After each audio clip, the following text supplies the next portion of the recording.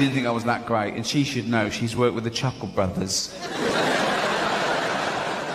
So it's like a dagger to the heart when a comedy icon like her slags you off, do you know what I mean? Particularly if she looks so like Sid Little in drag. I was worried about these gigs, you know. I thought, oh, God, I'm coming to London. And yet the first day, the reviews were great. And one paper said, the most talked about comedian of the decade. And I thought, wow. I was flat. I thought, most talked about comedian of the decade. I was thinking, that can't be true. I was thinking, no, I'm the second most talked about comedian of the decade. If they ever find a dead bloke in my pool with a chair leg up his arse, I might...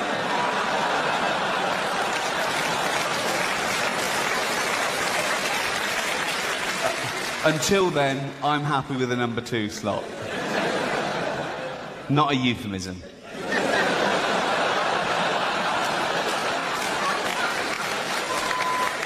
But I started and ended the regional tour in Scotland. The first gig I did back in January was Glasgow, and I had Glasgow so wound up about Edinburgh being the capital, I shouldn't have brought it up, that they wanted to come and storm the castle. They wanted to get in their cars and go and storm the castle, old-fashioned style, you know what I mean? Like Frankenstein's monster. Ooh, get him out, ooh. I always think of Frankenstein's monster like the 19th century equivalent of the local paedophile. Do you know what I mean? Do you remember that name and shame campaign the tabloids did a few years ago, where they showed pictures of all the paedophiles they knew, and they go, there's one near you, and people going, yeah, there's one near me, yeah. Everyone's a paedophile. There's a bloke in the park, he's the park keeper, he's a paedophile. To such an extent that in Portsmouth, an angry mob burnt down the house of a paediatrician. And they said, well, he had a plaque outside. Huh? Do paedophiles have brass plaques, mate? Kiddie Fiddler, established 1979.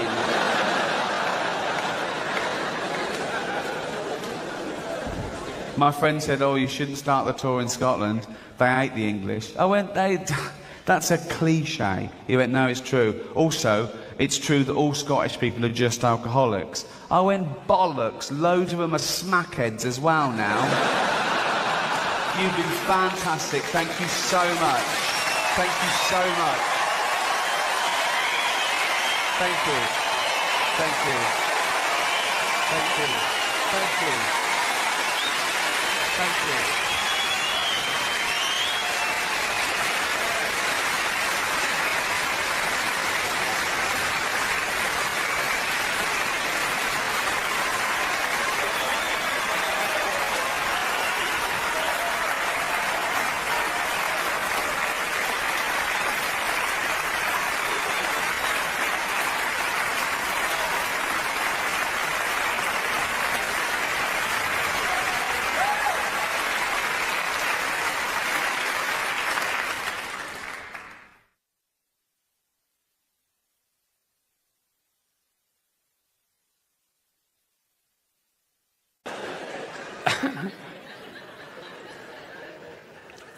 I'll leave you with a true story. It's still on the theme of Does the Dog Die? When I was 7 years old, my mum took me to the cinema to see a film called Old Yeller. Beautiful film, yeah, made in the late 50s and sort of set in the Wild West on this homestead. And it's about a kid who adopts this little junkyard dog, and he calls him Old Yeller, and they grow up together. And it's a buddy movie. It's a love story between this kid and this dog. And eventually, when the dog's big and, you know, he protects this wild, he fights a cougar and a bear and a wolf or whatever.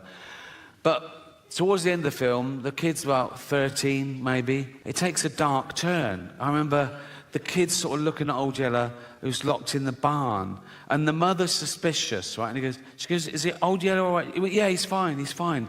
But the kid knows that he's been bitten, right? And soon, Old Yeller starts foaming at the mouth and, getting aggressive. And the mother turns up with a gun, and the kid goes, no. And she goes, you know we've got to do it, boy. He goes, yeah, but he's my dog. I'll do it. And he shoots his own dog. And I was like in floods. for like a year, right? Anyway, fast forward, right, a few years ago, I was on tour, I was on a train, and I get a text from Jane. Oh, I'm finally watching Old Yeller. And I sent back, oh, enjoy, right? I didn't think, right? 20 minutes later, I get a text. Nothing happens to that dog, does it? Oh, I couldn't believe my fucking luck. I thought she knew, or... So I sent back, no, of course not. 1 hour later, I get a text, you cunt.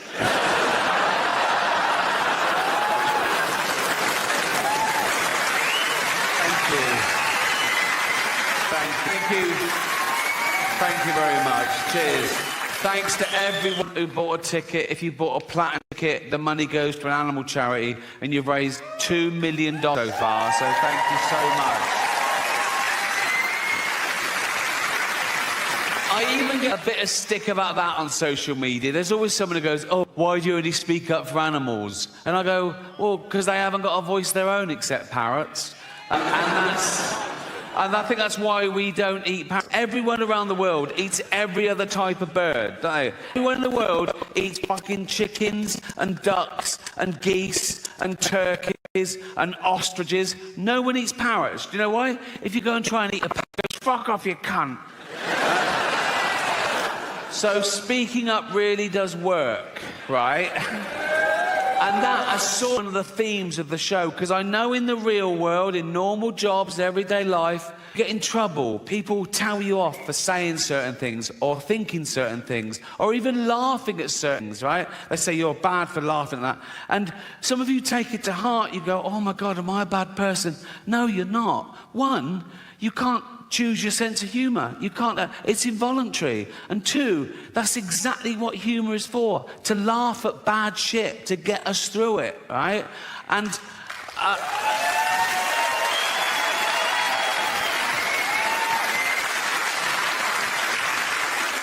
we've established you can't even choose your own thoughts. How often have you been on a train station and you've suddenly thought, what if I just pushed that bloke?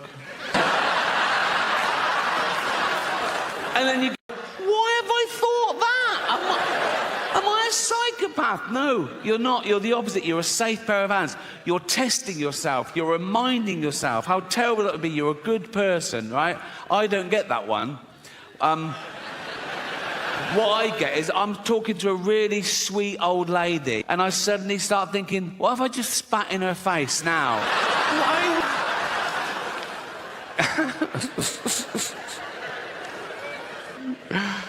Another theme of the show has been words change and I'm woke, haha. But here's the irony.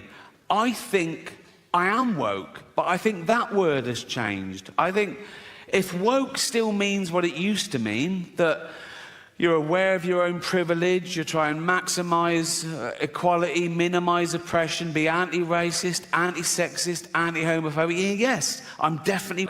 If woke now means being a puritanical, authoritarian bully who gets people fired for an honest opinion or even a fact, then no, I'm not woke. Fuck that.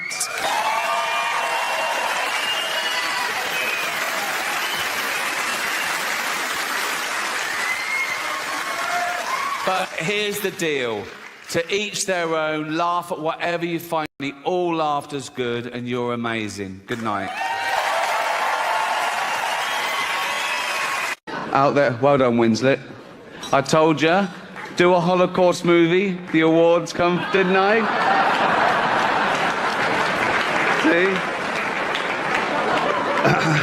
See? Trouble is with Holocaust films, there's never any gag reel on the DVDs. I don't know, there isn't. It's, now, don't do it. It'll be fine. How are you? Nice to have you here. Oh, it's great to be here. Yeah. Nice new studio. This is new. This is a new experience, yes. Yeah, it's great to... Giant moon, big fake moon behind you. Actually, the studio was easier to find than the channel on the TV.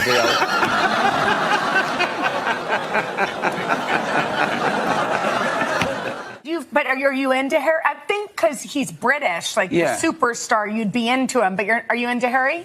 Well, yeah, he's fine, but why do you think? Because he's British, I'm into him. Kind of.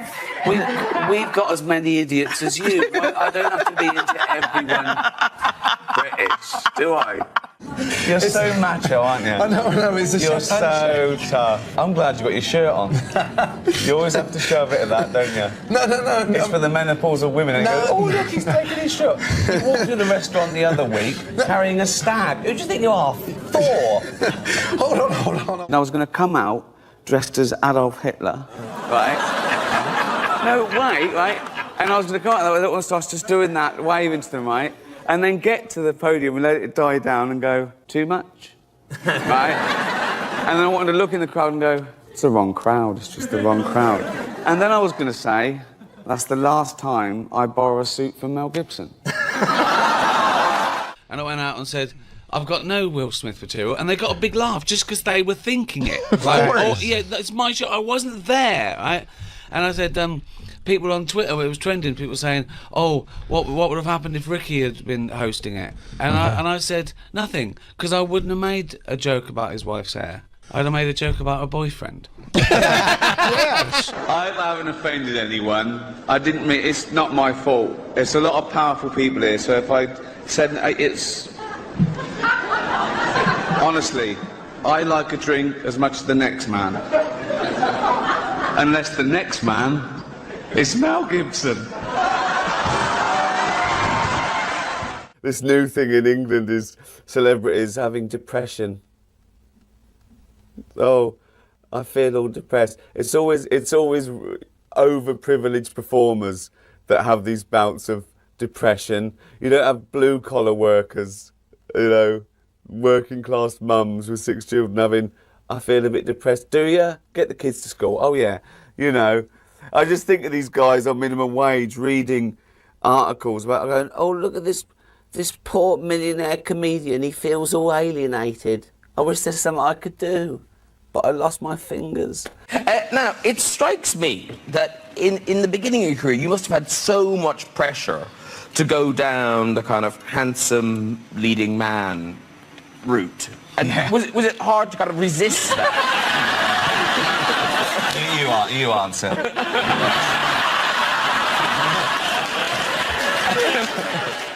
Mel Gibson, come on. No, come on. I'm not going to have a go at him. He's been through a lot. Not as much as the Jews, to be fair.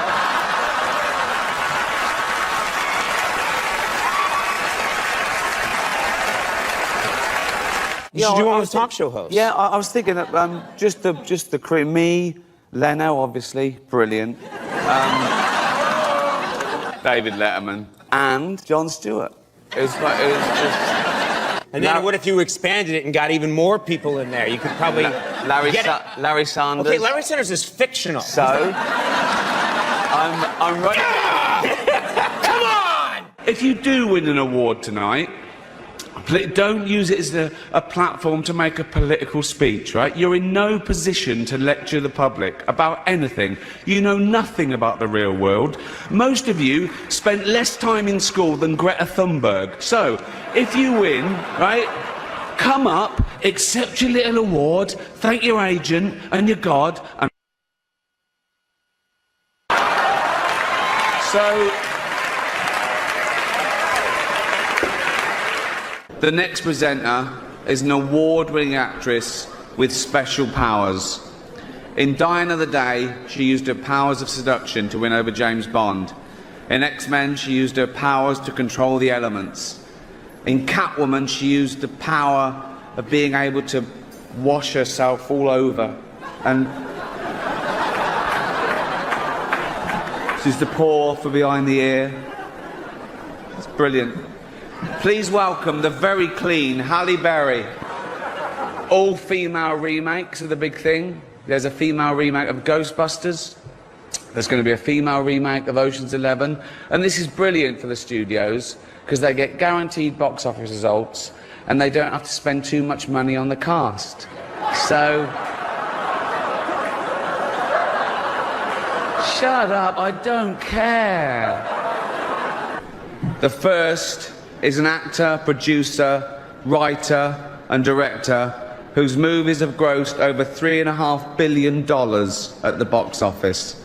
He's won 2 Academy Awards and 3 Golden Globes for his powerful and varied performances, starring in such films as Philadelphia, Forrest Gump, Castaway, Apollo 13 and Saving Private Ryan. The other is Tim Allen. But you're right, then took my hand and all is fine. I was here so bad for love, but you gave me smiles. You didn't walk away, you stayed for life, for life. Oh baby, you're for life. Oh baby, you're for life. Ricky Gervais couldn't be here tonight, so instead we're going to give this to our friend Steve Carell.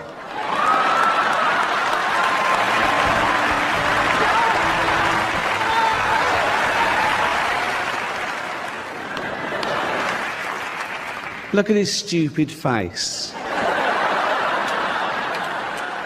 Couldn't actually win one of his own, so he stole someone else's.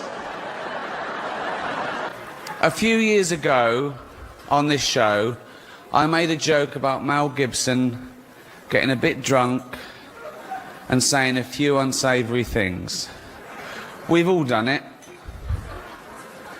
I wasn't judging him, but now I find myself in the awkward position of having to introduce him again.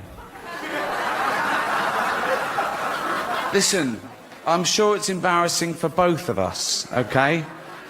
And I blame NBC for this terrible situation. Mel blames, we know who Mel blames.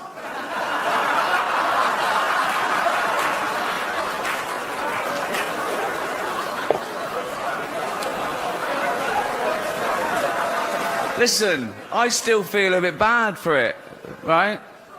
Mel's forgotten all about it, apparently. That's what drinking does. No. I want to say something nice about Mel before he comes out. Oh yeah, okay, here you go. I'd rather have a drink with him in his hotel room tonight than with Bill Cosby. Please welcome Mel Gibson.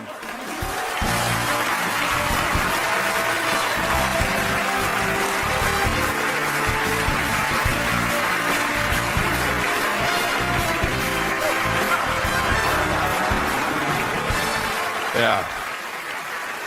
I love seeing Ricky once every 3 years because it reminds me to get a colonoscopy.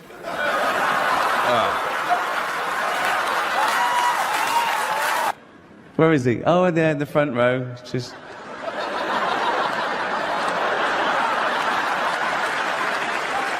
Just in case you have to make a dash for it. Have you got it on you? I've heard you carry it around with you to get in restaurants and stuff. I made you what? Don't look at me. I'm gone off road. Everyone's getting nervous now. There's nothing on the auto cue. I could do anything. This is live.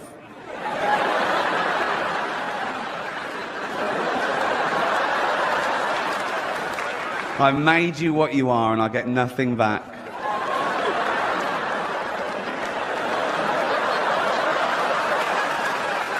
Have you even been to see Ghost Town yet? No. I sat through Heaven Almighty. Give me my Emmy. Give me my Emmy. I'll come down there.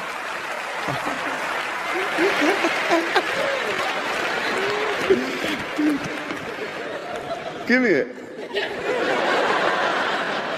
I'll tickle you. I don't care. I've got nothing to lose here. I'm a nobody here.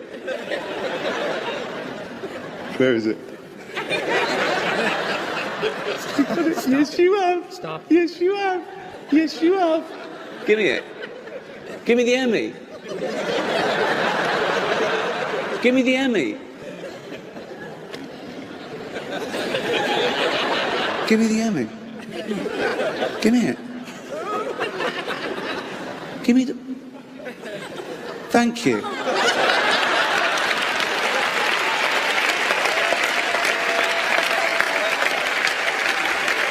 Right. Good.